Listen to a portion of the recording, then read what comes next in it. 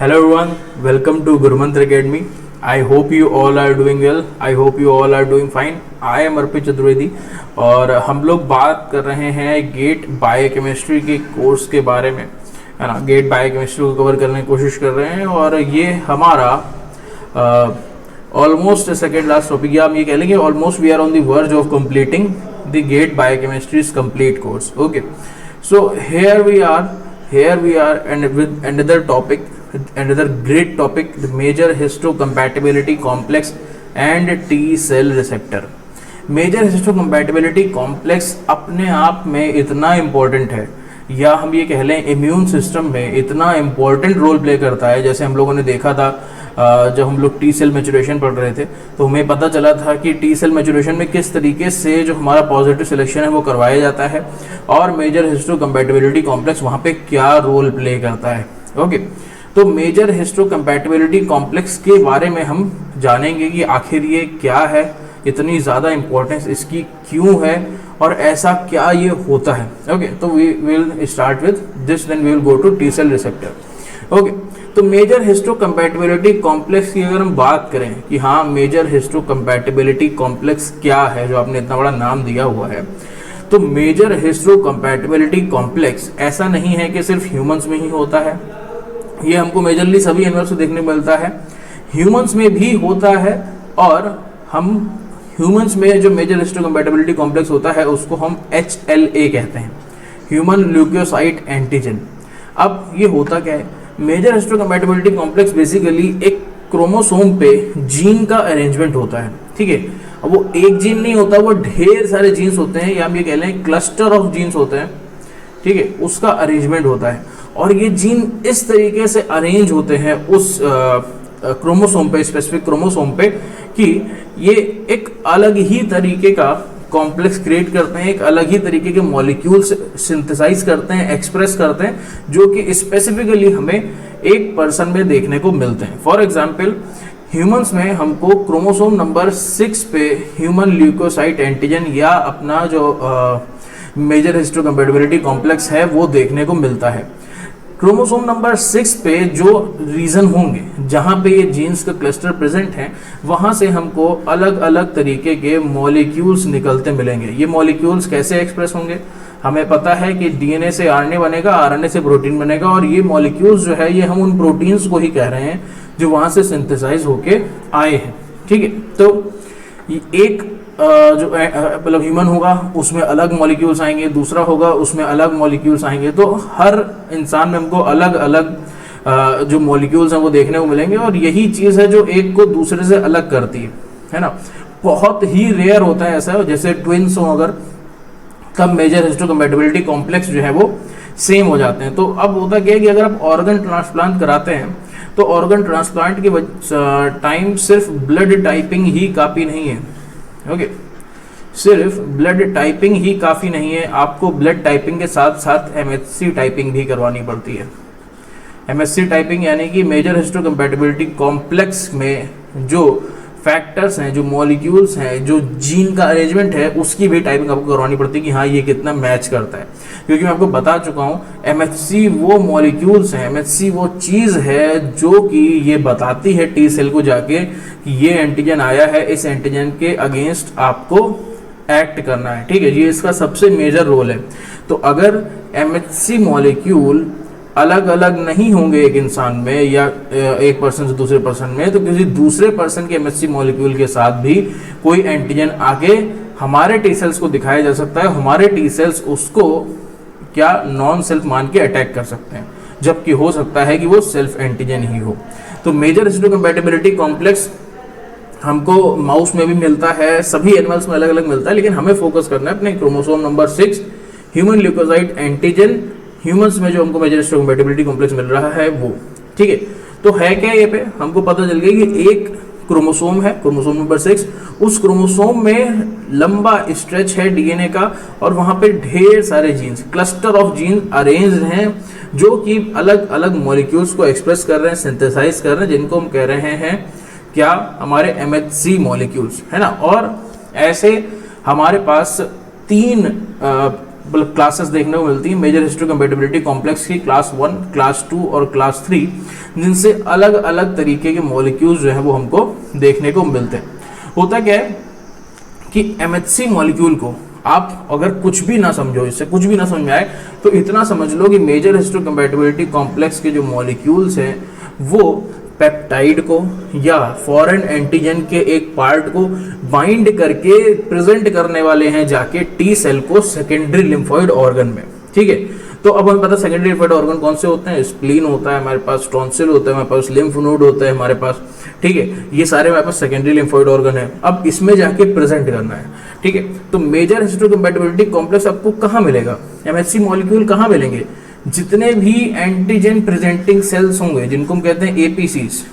ठीक है, जितने भी एंटीजन प्रेजेंटिंग सेल्स होंगे आपको सबके पास major histocompatibility complex molecules express होते मिलेंगे। कहाँ मिलेंगे, इनकी सरफेस पे ये पेप्टाइड बाइंड करेंगे और जाके दिखाएंगे टी सेल को कि ये देखो भैया ये एंटीजन आया है, ये हमारी बॉडी का नहीं है, बाहर से आया है, इसको आप पकड़ो और इसे किल कर दो जहां भी आपको ये मिले। ठीक है, तो ये चीज कौन कराते हैं, APC, एंटीजन प्रेजेंटिंग सेल, और एंटीजन प्रेजेंटिंग की सेल के सरफेस पे हमको major histocompatibility complex molecule express होते मिलेंगे। ठीक है, तो ये एंटीजन डाइजेशन में इन सारी चीजों में मदद कर रहे हैं। टी सेल के पास एक बार ये पहुंच गए, टी सेल को इन्होंने प्रेजेंट कर दिया, तो टी सेल इनको देखने के बाद एक्टिवेट हो जाता है। अगर MHC मॉलिक्यूल्स हमारी बॉडी के ना हो, यानी कि पॉजिटिव सिलेक्शन के थ्रू हमें वो MHC मॉलिक्यूल्स ना मिले हों और वो MHC मॉलिक्यूल्स लेके पहुंच जाए एंटीजन को, तो हमारा टी सेल उसको ही नॉन सेल्फ मान लेगा। ठीक है, या हम ये कह लें कि उससे एक्टिवेट होगा ही नहीं।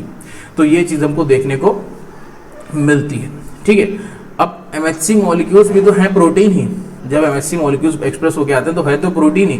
तो होता क्या है कि फॉरेन आपने एक वो लगा दिया ऑर्गन अपनी बॉडी में ग्राफ्ट के थ्रू। ठीक है, ग्राफ्ट आपने लगा दिया, होता क्या है ग्राफ्ट के जो सेल्स हैं उनके सरफेस पे आपको जो MHC मिलेंगे वो अलग होंगे। ठीक है, आपने MHC टाइपिंग करवानी रखी है, तो उन MHC मॉलिक्यूल्स को, उन प्रोटीन्स को हमारे जो टी सेल्स होंगे वो मानेंगे फॉरेन। तो हमारे साइटोटॉक्सिक टी सेल एक्टिवेट हो जाएंगे और जो आपने ग्राफ्ट लगाया है उन्हीं सेल्स को किल करना शुरू कर देंगे। तो इसी को कहते हैं ग्राफ्ट रिजेक्शन। जो हमारा ग्राफ्ट लगने के बाद हमारे टी सेल एक्टिवेट होके उसी ग्राफ्ट के सेल को किल कर दें। हालांकि है वो हमारे लिए इंपॉर्टेंट, क्योंकि हमने वो ऑर्गन लगाया, फॉरेन ऑर्गन, वो हमारे लिए काम कर रहा है, लेकिन हमारी ही बॉडी के टी सेल उसको किल कर देंगे। कैसे किल कर देंगे, उसके MHC मॉलिक्यूल्स को पहचान के, क्योंकि वो सेल्फ MHC नहीं होगा। पॉजिटिव सिलेक्शन के बाद उनको ये MHC नहीं दिखाए गए थे। ओके, तो ये हमको देखने को मिलता है।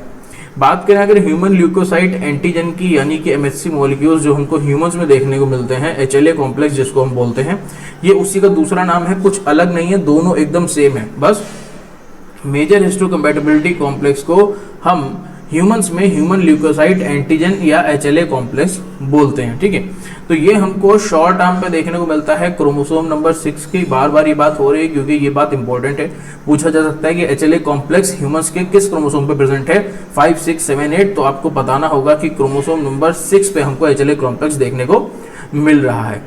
इस ह्यूमन ल्यूकोसाइट एंटीजन कॉम्प्लेक्स यानी कि क्रोमोसोम 6 के शॉर्ट आर्म पे जो जीन्स प्रेजेंट हैं उनको 3 क्लासेस में डिवाइड किया गया है, क्लास 1, क्लास 2 और क्लास 3।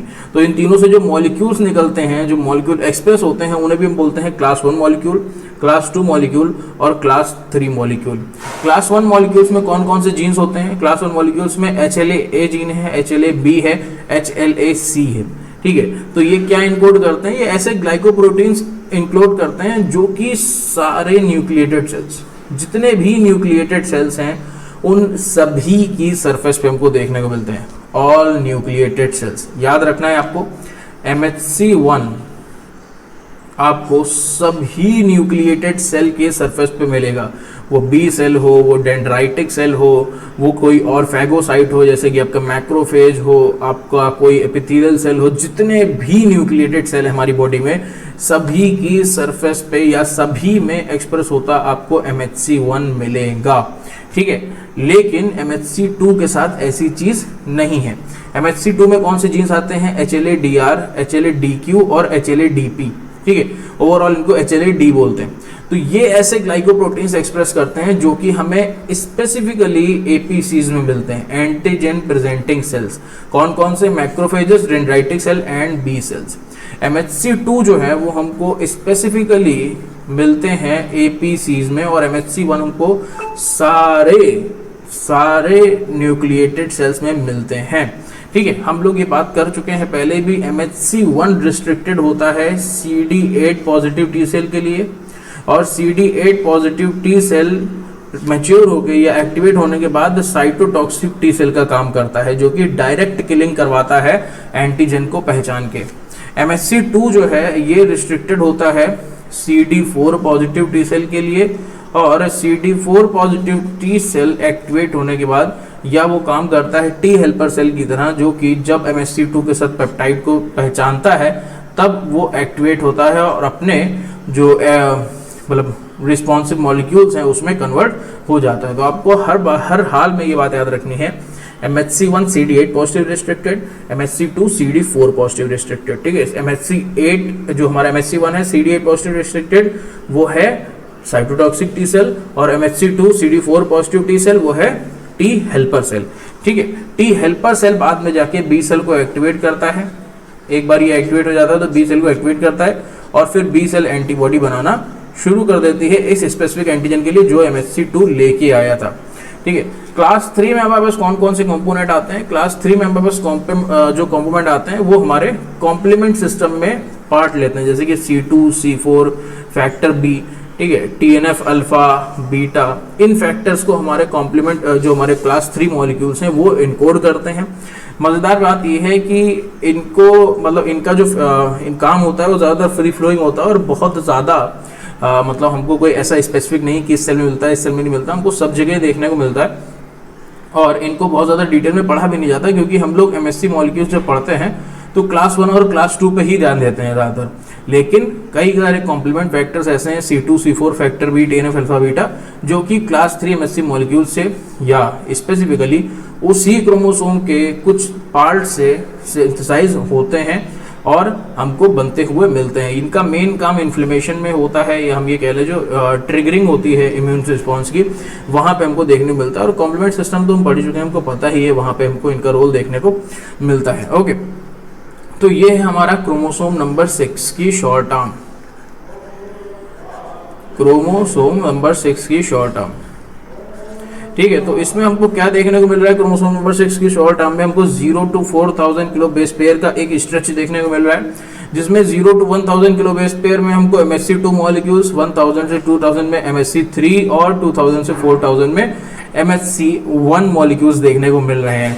तो ये इस तरीके के जीन्स जो है वो अरेंज होते हैं। इसमें सारे जीन्स हैं यहाँ पे जितने भी हमने पढ़े, C2 के, C4 के, फैक्टर बी के, ये आपको TNF के जीन्स देखने को मिल रहे हैं, C2 के मिल रहे हैं, ठीक है, C4 के जीन्स देखने को मिल रहे हैं, यहाँ पे आपको बाकी जीन्स देखने को मिल रहे हैं DP, DQ, DR सभी, और इधर भी आपको MSc1 में सभी जीन्स देखने को मिल रहे हैं। ओके, तो इस तरीके से ये सारे जीन्स क्लस्टर में अरेंज रहते हैं और अपना फंक्शन परफॉर्म करते हैं। तो एक एक करके इनको हम देखने की कोशिश करते हैं कि मेजर हिस्टोकम्पैटिबिलिटी कॉम्प्लेक्स 1 जो है उसमें ऐसी क्या खास बात है, उसका ऐसा क्या स्ट्रक्चर होता है, वो कैसे सिंथेसाइज होता है, और अल्टीमेटली सिंथेसाइज होने के बाद कैसा दिखता है हमको, और कैसे पेप्टाइड को पकड़ता है। ओके, तो मेजर ये बहुत बार पूछा था कि मेजर हिस्टोकम्पैटिबिलिटी कॉम्प्लेक्स 1 और 2 के स्ट्रक्चर में क्या डिफरेंस है, बहुत अच्छे से आपको क्लियर हो जाएगा।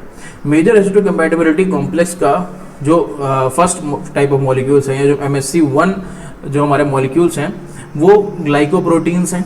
ग्लाइकोप्रोटीन्स यानी कि ग्लाइकोसाइलेटेड प्रोटीन्स हमको देखने को मिलते हैं। ठीक है, इसमें हमको 2 चेन्स देखने को मिलती हैं, या हम ये कह लें कि हमको 2 तरीके के पेप्टाइड देखने को मिलते हैं।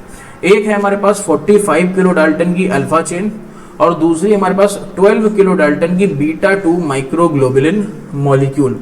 खास बात यह है कि MSc1 मॉलिक्यूल में बीटा 2 माइक्रोग्लोबुलिन जो मॉलिक्यूल है या जो पेप्टाइड है 12 किलो डाल्टन की प्रोटीन है, ये MSc1 कॉम्प्लेक्स के या मेजर हिस्टोकम्पैटिबिलिटी कॉम्प्लेक्स के रीजन से सिंथेसाइज नहीं होती, ये कहीं बाहर से आती है और एसोसिएट हो जाती है हमारे MHC क्लास 1 मॉलिक्यूल के साथ। ठीक है, ये हमारी बॉडी में सिंथेसाइज होती है किसी और क्रोमोसोम से और आके अटैच हो जाती है, आके एसोसिएट हो जाती है किसके साथ, हमारी 45 किलो डाल्टन की जो अल्फा चेन है उसके साथ। ओके, तो यहाँ पे आपको 2 चेन मिल रही हैं, अल्फा और बीटा 2 माइक्रोग्लोबुलिन, है ना।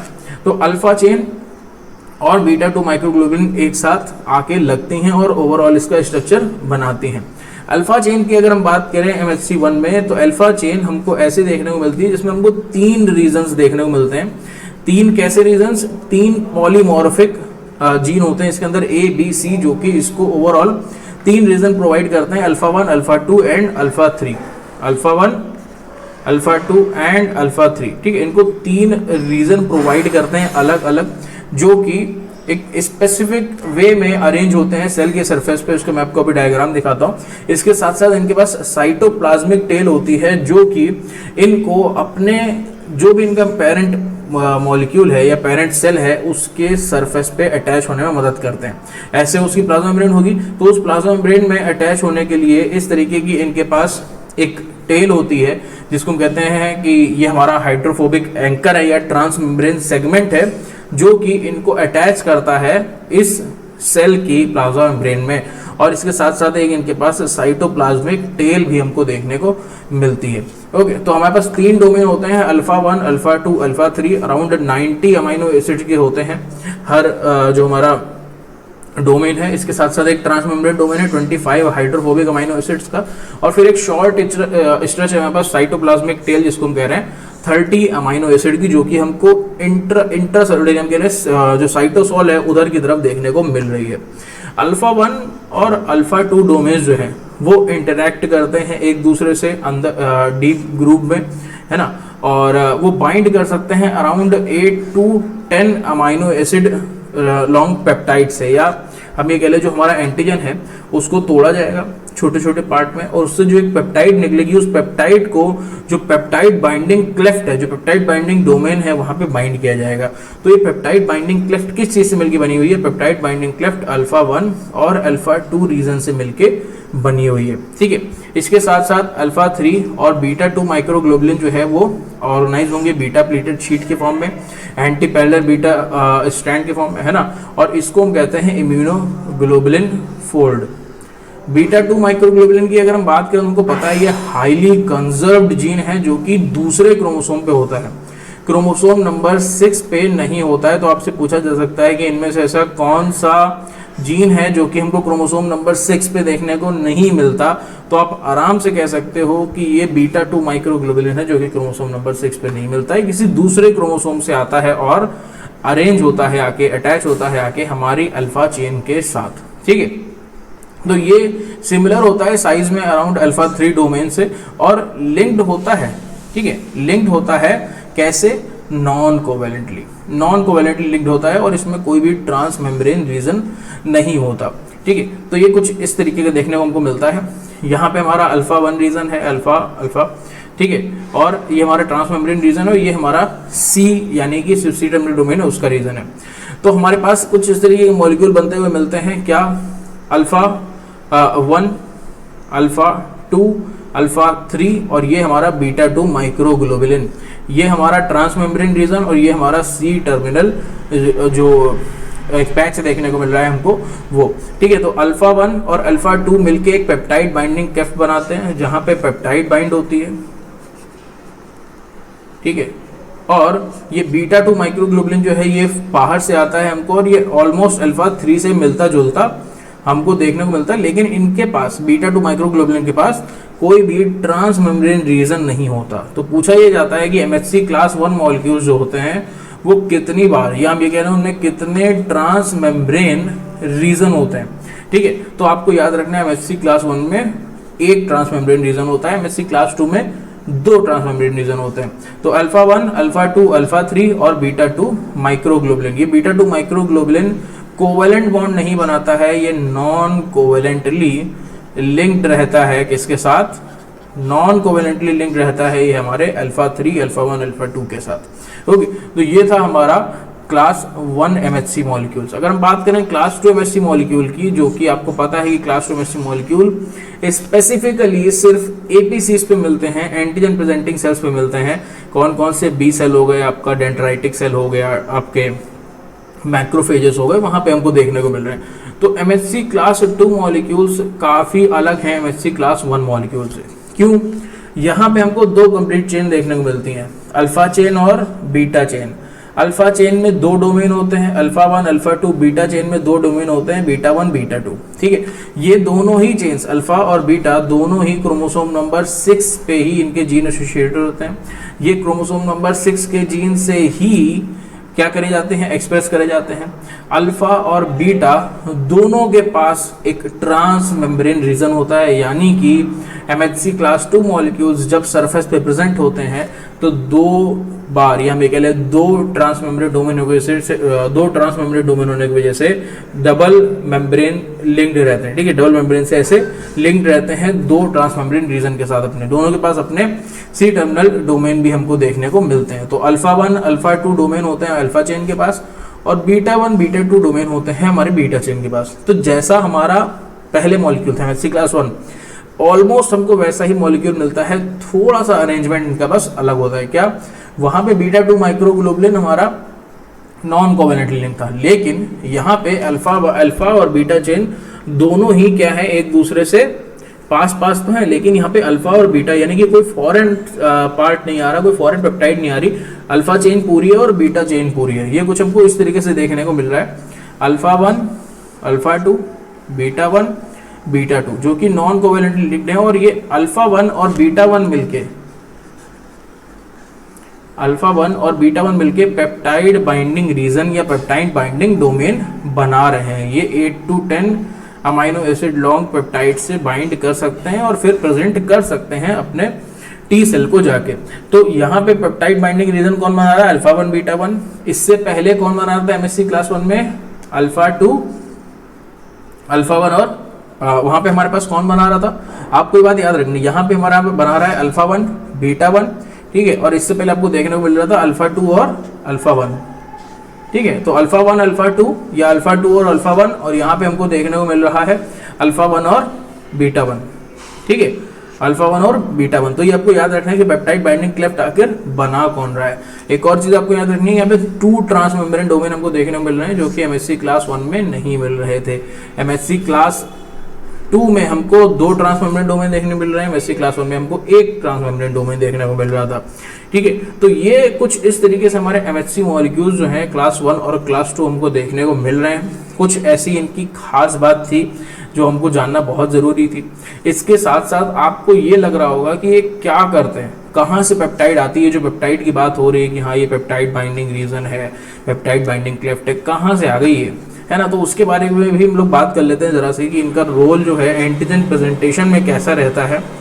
होता क्या है, बड़ा अच्छा रोल है, बड़ा आसान सा रोल है। ठीक है, बस छोटा सा डिफरेंस होता है। ये आपको देखने में बड़ा टफ लग रहा होगा जो हमारा डायग्राम है, लेकिन मैं आपको बता दूंगा आपको यहाँ पे कौन सी चीज़ पे फोकस करना है। ठीक है, पहली चीज़ आपको फोकस करनी है, हम लोग MHC 1 से शुरू करते हैं कि MHC 1 जो एंटीजन प्रेजेंट करता है वो कैसे एंटीजन्स होते हैं, वो कहाँ से आते हैं। तो MHC 1 जो एंटीजन प्रेजेंट करता है वो इंडोजीनस एंटीजन्स होते हैं, पहली चीज़।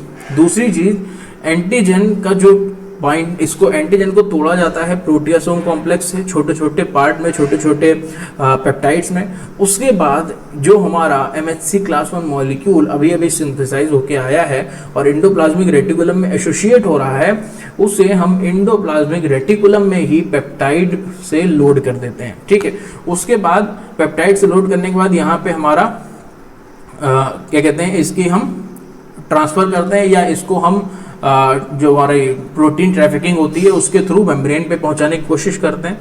ठीक है, तो इसको आगे भेजा जाता है गोल्जी के थ्रू। पहले इसको गोल्जी भेजा जाता है, गोल्जी से और आगे भेजा जाता है। ये आप ध्यान रखिएगा, इंडोप्लाज्मिक रेटिकुलम में ही इसके ऊपर वो पेप्टाइड लिंक कर देगा ये, और उसके बाद ये सरफेस पे आके दिखता है। तो जब ये सरफेस पे आके यहाँ पे दिखता है क्लास 1 MHC मॉलिक्यूल, आपको पता है कि इसके साथ एंटीजन की पेप्टाइड लिंक्ड है, तो अब ये जाएगा टी सेल को दिखाएगा कि ये देखो ये पेप्टाइड है। MHC क्लास 1 है तो किसको दिखाएगा, साइटोटॉक्सिक टी सेल को या CD8 पॉजिटिव टी सेल को। ठीक है, तो ये उनको दिखाएगा और कहेगा देखो ये है एंटीजन की पेप्टाइड, जाओ जहां भी ये मिले उसे किल कर दो। ठीक है, तो ये तो MHC 1 की बात है। MHC 2 क्या करता है, ये एक्सोजेनस पाथवे यूज करता है, एक्सोजेनस एंटीजन को यूज करता है। इसमें MHC क्लास 2 मॉलिक्यूल वैसे ही सिंथेसाइज होता है, वैसे ही बाहर की तरफ भेजा जाता है हमारा वेसिकल्स बना के, लेकिन एंटीजन यहाँ पे एक्सोजेनसली इंटर करता है, मतलब इसको एंगल्फ किया जाता है, इसको तोड़ा जाता है छोटे छोटे पेप्टाइड्स में, और फिर फाइनली जो हमारा वेसिकल आ रहा होता है उसके साथ फ्यूज करा के पेप्टाइड को इसके ऊपर लोड कर दिया जाता है। तो जब पेप्टाइड इसके ऊपर लोड होती है फिर इसको प्रेजेंट किया जाता है MHC क्लास 2 मॉलिक्यूल के सरफेस पे, और फिर ये MHC क्लास 2 मॉलिक्यूल जाके टी हेल्पर सेल या जो हमारे CD4 पॉजिटिव टी सेल हैं उनको प्रेजेंट करते हैं ये एंटीजेनिक पेप्टाइड। किस तरीके से करते हैं? कुछ इस तरीके से करते हैं। ये हमारा डोनर डेंड्राइटिक सेल है जिसके सरफेस में हमको MHC मॉलिक्यूल देखने को मिल रहा है, और ये हमारा टी सेल रिसेप्टर है जो कि हमारे टी सेल के सरफेस पे देखने को मिल रहा है। तो TCR और MHC मॉलिक्यूल्स एक दूसरे के बीच में जो पेप्टाइड है उसको रिकॉग्नाइज करते हैं, और फिर ये टी सेल क्या करता है? इंट्रा सेलुलर सिग्नलिंग परफॉर्म करता है, सिग्नल 1 और CD80, 86, CD22 सिग्नल 2 देता है, जो कि अल्टीमेटली टी सेल को एक्टिवेट कर देता है, और टी सेल जो अपना रिस्पॉन्स है वो ट्रिगर कर देता है। किस तरीके का रिस्पॉन्स? बी सेल को एक्टिवेट करना है, साइटोटॉक्सिक टी सेल को एक्टिवेट करना है, अदर एक्टिवेटर मॉलिक्यूल में कन्वर्ट होना है। ये जो रिस्पॉन्स है ये हमारा टी सेल ट्रिगर कर देता है। लेकिन किसकी वजह से? जब MHC मॉलिक्यूल्स ने अपनी सरफेस पे पेप्टाइड को दिखाया तब। अगर यहाँ पे MHC मॉलिक्यूल्स वो नहीं होते जो कि पॉजिटिव सिलेक्शन के टाइम पे टी सेल को दिखाए गए थे, तो ये अपना ये रिस्पॉन्स शो नहीं करता, ट्रिगर नहीं करता। ओके, तो इसके लिए हमको MHC मॉलिक्यूल्स की जो टाइपिंग है या भी कह लें जो पॉजिटिव सिलेक्शन MHC मॉलिक्यूल्स का कराया जाता है थाइमिक कॉर्टेक्स में टी सेल के मैच्योरेशन के टाइम पे, वो बहुत ज़्यादा इंपॉर्टेंट हो जाता है। ओके, तो ये था हमारे MHC का रोल टी सेल को एक्टिवेट करने में। एक हमारे पास और छोटा सा टॉपिक बचा हुआ है पढ़ने को, T cell receptor. Okay, T cell receptor, जैसे कि हमारा बी सेल रिसेप्टर क्या होता है? अगर हम बी सेल रिसेप्टर की बात करें तो बी सेल रिसेप्टर हमारे पास होता है इम्यूनोग्लोबुलिन्स, ठीक है, IgM एंड IgD, ये हमारे बी सेल रिसेप्टर की तरह काम करते हैं। लेकिन टी सेल रिसेप्टर इससे मिलता जुलता है लेकिन थोड़ा सा अलग है, ठीक है। टी सेल रिसेप्टर से मिलता जुलता है लेकिन थोड़ा सा अलग है। TCR का काम क्या है? यहाँ पे TCR में भी हमको वैसे ही हाइपर वेरिएबल रीजन देखने को मिलते हैं और कांस्टेंट रीजन देखने को मिलता है। और यहाँ पे जो हमको चेंज देखने को मिलती हैं या जो हमारा TCR है वो क्या होता है? एक disulphide linked membrane anchored heterodimeric protein होता है जिसमें हमको अल्फा और बीटा चेन्स देखने को मिलती हैं, ठीक है। अल्फा बीटा चेन्स देखने को मिलती हैं जो कि डाइसल्फाइड लिंक्ड होती हैं और हेट्रोडाइमेरिक होते हैं, ठीक है। हेट्रोडाइमेरिक अल्फा बीटा चेन्स देखने को मिलती हैं जो कि डाइसल्फाइड ब्रिज से लिंक्ड रहती हैं। कभी कभी हमको गामा डेल्टा टी सेल भी देखने को मिल जाते हैं जहाँ पे हमको अल्फा बीटा के अलावा गामा डेल्टा चेन्स देखने को मिलती है TCR में। लेकिन सबसे ज़्यादा कॉन्सेंट्रेशन में, सबसे ज़्यादा अमाउंट में हमको अल्फा बीटा टी सेल ही देखने को मिलते हैं और सबसे ज़्यादा हमको अल्फा बीटा चेन्स ही देखने को मिलती हैं। इन अल्फा बीटा चेन्स में हमको वैसे ही वेरिएबल रीजन देखने को मिलते हैं, ठीक है, वैसे ही कॉन्स्टेंट रीजन देखने को मिलते हैं और ये दोनों ही क्या है? इम्यूनोग्लोबुलिन सुपर फैमिली को बिलोंग करते हैं, ठीक है। तो कुछ इस तरीके का हमको अपना TCR देखने को मिलता है जहाँ पे हमारे पास अल्फा चेन है और बीटा चेन है। अल्फा चेन और बीटा चेन दोनों में ही या दोनों ही डाइसल्फाइड ब्रिज से लिंक हैं, तो दोनों ही हमारी ट्रांस मेम्ब्रेन रीजन को शो करते हुए मेम्ब्रेन में स्पैन कर रही हैं। इसके साथ साथ जो ऊपर के रीजन है VA और VB या V अल्फा V बीटा, ये दोनों ही क्या कर रहे हैं? ये एंटीजन बाइंडिंग साइट बना रहे हैं जो कि MHC मॉलिक्यूल से प्रेजेंट करके यहाँ पे बाइंड करी जाती है और ये हमारे वेरिएबल रीजन को शो कर रहे हैं। और नीचे जो C अल्फा C बीटा या CA-CB रीजन है ये हमारे कांस्टेंट रीजन है जो कि चेंज नहीं हो रहे हैं, TCR को अपनी पहचान दे रहे हैं। तो कुछ इस तरीके की हमको चीज़ यहाँ पे देखने को मिल रही है TCL में, ठीक है। तो हमारे पास TCR इतना ही इंपॉर्टेंट है। TCR के बारे में हमको जानना ज़रूरी क्यों था? क्योंकि हमने MHC जो इंटरेक्शन है वो देखा था, किस तरीके का TCR दिखता है वो हमको पता होना ज़रूरी था। ओके, कुछ और इसके साथ मॉलिक्यूल्स हमको देखने को मिलते हैं जो कि TCR रिसेप्टर कॉम्प्लेक्स बनाते हैं। जैसे कि ये तो हमारा है TCR, इसके साथ हमको CD4 मॉलिक्यूल अगर देखने को मिलेगा तो ये T हेल्पर सेल हो जाएगा। अगर इसके साथ हमको CD8 मॉलिक्यूल देखने को मिलेगा तो ये साइटोटॉक्सिक टी सेल हो जाएगा, ठीक है। इसके साथ साथ हमको CD40L इसकी सरफेस पे देखने को मिलता है जो कि अटैचमेंट में वर्क करता है B सेल के साथ। CD28 देखने को मिलता है जो कि अटैचमेंट में वर्क करता है हमारे MHC मॉलिक्यूल्स के साथ, जो हमारे MHC मॉलिक्यूल कंटेनिंग APCs होते हैं उनके साथ। इस तरीके की कुछ और चीज़ें देखने को मिलती हैं जो को कुल मिला के इसका एक कॉम्प्लेक्स बना देते हैं, ठीक है। लेकिन TCR स्पेसिफिकली हम इसी रीजन को या इसी अल्फा बीटा जो चेन से बना हुआ रिसेप्टर है उसको बोलते हैं। ओके, तो आई होप आपको ये चीज़ें समझ में आई हो। अगर कोई भी दिक्कत हो तो आपको पता है आपको क्या करना है, ज़रूर से आप यूट्यूब चैनल सब्सक्राइब कर लीजिए, गुरु मंत्रा का टेलीग्राम चैनल ज्वाइन कर लीजिए। कोई भी दिक्कत होती है तो do let us know and you can contact on the given contact details and also visit the website. Thank you so much.